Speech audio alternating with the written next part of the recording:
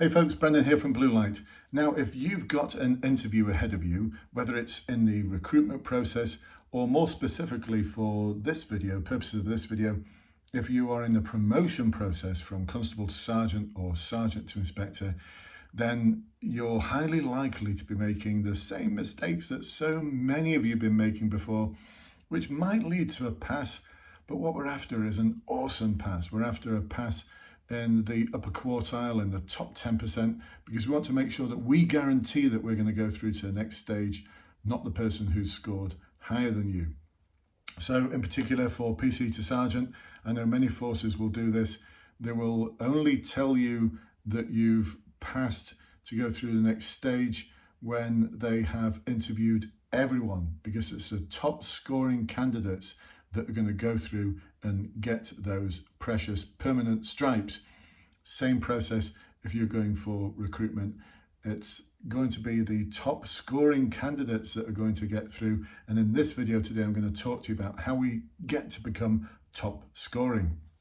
So one of the members of the in-force development cadre, this is a Facebook group for police officers who are regular serving police officers. If you want to find out more about that group, there's a link below, has sent me their sample answers for a range of different competencies that they know they're going to ask questions about. Now, all 43 forces, the Home Office ones and all the other forces on top of that, there's over 50 different ways of doing this. Every force has their own unique promotion process. They will all use the same competency and values framework, except for Police Scotland, who use their own. I think Ministry of Defence Police have their own as well. BTP have their own.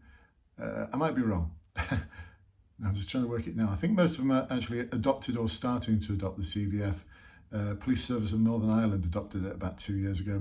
But there are still some forces out there who are using the old competency framework from 2016 and prior to that. So it's all a bit confusing. And so I'm going to help clear up some of that confusion in this video. Now, they've already sent me their not rough notes, it's their draft of what they're going to say.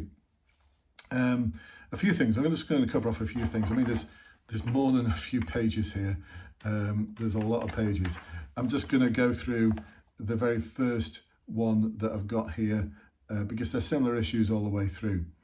Now, the first issue is how everything is structured in terms of what you'd actually say. So this one is for collaborative, by the way. We are collaborative and it's at level 2 in the CVF because it's PC to sergeant. Remember, for this, you're talking about how awesome you're going to be as a sergeant, not how much of an awesome PC you are. So you're talking about examples of how awesome you will be as a sergeant. That's what they've got to believe in so that they can score you highly and believe that you are going to be an awesome sergeant, because you might be at their station one day. Remember, you can have real life chief inspectors, superintendents, inspectors interviewing you for this. And they need to believe that they are going to be able to trust you as a sergeant and that you're going to do an awesome job. And remember, they're probably just as clueless about this as you are. So, because, you know, when you look at that, it's not worded in a very sort of user-friendly way, I'd suggest, especially when you get to that wheel of confusion. So the first thing I'd say is structure. So it's structured here: situation, task, stroke, problem, consequence, action, stroke, resolution, and then result. So I would reframe it a little bit and talk about the situation, and then talk about the impact of that situation if it wasn't resolved. So what would the impact be on the individuals concerned? What would the impact be on the team? What would the impact be on the organisation? And what could the possible impact be on the reputation of the organisation? So think about those different aspects of impact. Because in the consequence here, it's just like 3 lines. Not enough really to make me believe that you really understand the impact of this problem if it were not resolved. The other thing that's missing is options. So what options did you consider? And why did you discount some of them? And why did you choose the option that you chose? So this sits very nicely with the national decision model, and the police love it. They love it when you talk about options. And there's no options being discussed here. So I'd like to see that in your answer as well. Now, the big thing for me is, I don't know if you can see a little bit of red. I'm not going to, I don't want to highlight who this officer is or what force they're going for, but there's lots of bits of red in there, and these bits are red are where the individual is making statements that link in with the behaviours described at level 2 in the Competency and Values Framework for We Are Collaborative. Now, good that they're doing that, but they've fallen into a trap. And this is such an easy trap to fall into, folks.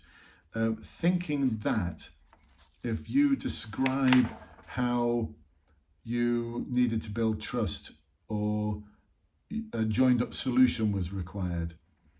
I understood the partnership context, which helped me use a range of tailored steps to build support.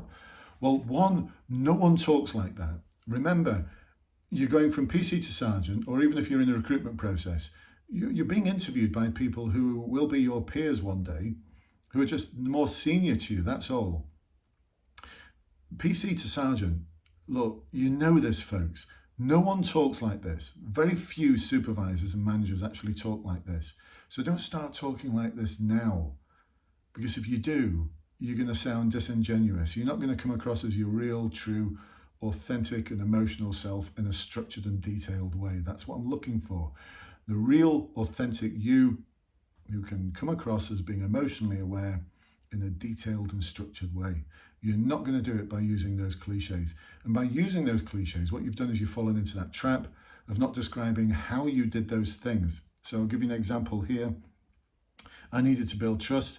So during the meeting, I tailored my communication towards the individual concerned. Well, how did you do that? How did you do tailoring your communication? Now, you might be thinking, what, they need that kind of depth? Well, yeah, they do. Because if you are making that bold claim, that's the what, that I built trust, I want to know how you did it so I can be reassured, I can be assured that when it comes to you needing to do that again, that you are more than capable of doing that and that you're a safe pair of hands as a sergeant. Give you another example here. What was it now? I listened intently and remained impartial. So how did you do that? How did you listen intently? How did you remain impartial? There's a big bit here that's missing, which is the sort of questions you asked of all the individuals concerned. What sort of questions did you ask? Why did you ask those questions? What were those questions? How did you develop and build on those questions? And how did you listen to the answers and utilize those as part of your problem solving process? And there's another part of it as well, which you may be thinking, oh, is it all bad? No, it's not all bad. There's an awesome example, by the way. It's just how it's been framed. So there's another part where this individual talks about how they took over one part of the process to ensure that the job got done. So they took over a part of a process so that a particular department didn't have to do it, but it's that department's job to do that part of the process. Does that make sense? I don't want to talk about what the example is because I want this to be confidential between myself and the member of the Facebook group. But basically, they talked about how they took responsibility away from someone who had a key part to play in delivering a solution. So that part, the rest of it is awesome, but that part made me think, I'm not sure if you've got what it takes to be a sergeant in respect of being collaborative. Being collaborative isn't about taking on other people's problems. It's about enabling them to resolve the problems that exist, enabling them to be part of the solution, not take responsibility away from them. So I don't think it'd fail you. You know who you are, by the way. I don't think it'd fail you. I still think it's an awesome example that you've got. A really, really good, complex example where you've had to be collaborative. You've just not described the how. And that part there is something I'd quiz you on. At the end of the interview, I'd say, so you took the lead on the initiative from this person rather than this other part of the department.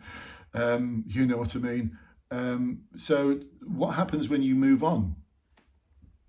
Is a question I'd ask. What happens when you move on? And the only answer you can give is, I'd have to brief up the people who were meant to do that thing in the first place to do that thing. Well, why didn't you enable them to do that in the first place? I don't think it'd fail you, but it just raised a big question mark for me on that one. Remember, as a sergeant, as an inspector, you are the enabler of other people. You're not there to take on all of their problems. If you do, you're going to have so many problems at the end of the week that you won't know whether you're coming or going. You are there to enable other people to do their jobs really well and to support them to get to that point and provide them with the tools that they need. I know I sound a bit cliched here, but that's what you do. I remember as an inspector, after about 12 years of being an inspector, I used to think, God, it's easy being an inspector. I don't actually do anything. Well, I did, but I spent most of my time enabling other people to do the things that they were meant to be doing. So I didn't actually have to do that much other than just make decisions and enable other people to deliver on those decisions. After 12 years, like I said, I thought it was quite an easy role, which is why I went on to do some other things. I wanted to find something with a bigger challenge. Anyway, enough about me. This is all about this individual. I hope this has been useful for you. These are themes, the things I've mentioned there. The first one, structure. The second one is making sure you don't sound too cliched, and you're not there to spout off the exact quotes from the CVF. And the third one is just be careful of those little landmines that you might set yourself, because you need to be acutely aware of what you'll be doing as an awesome sergeant, and not setting yourself up for further questions at the end of your answer. So hopefully that's been helpful for you. If you want to find out more and you are a serving police officer, then there's a link below, whether you're watching this on Facebook or YouTube or elsewhere. There's a link below where you can access that Facebook group. Remember, it's for serving police officers only, regular police officers, and make sure that you answer the question that is posed to you when you ask to join it, because if you don't, I will decline you access. I decline access to twice as many people than I accept into the group. Twice as many people. Group's got almost 3,000 people in it. I know from the stats that Facebook give me, I've declined thousands of people who've asked to join that group, and I'm quite sure a lot of them are serving regular officers. They just haven't answered the question. I'm not going to let you in, folks, unless you answer that question and persuade me you're a serving regular officer. And you know these ways of doing that. If you're real police, you know how to do that. And if you're watching this and you're a potential recruit, then the same principles apply to your interview answers, and you can find out more in the Facebook group down there below that's got, by the time you're watching this, actually it'll have over 16,000 members in it, which is just incredible.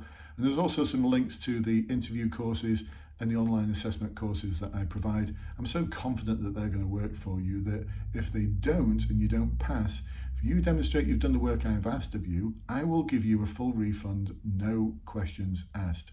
That's how confident I am in the systems and processes that I've designed to enable you to pass the police recruitment process.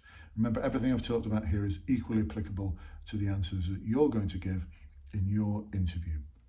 So folks, hope you've enjoyed this, hope you found it useful. If you've got any questions, ask below in the comments. I'm sure I'll try and get back to you, or message me via Messenger, or call the office, or go to my website. There's so many different ways you can get in touch with me. Or I'll just see you in a Facebook group. I'd be delighted to catch up with you at some point there. Look after yourself, and I'll speak to you soon. Bye-bye for now.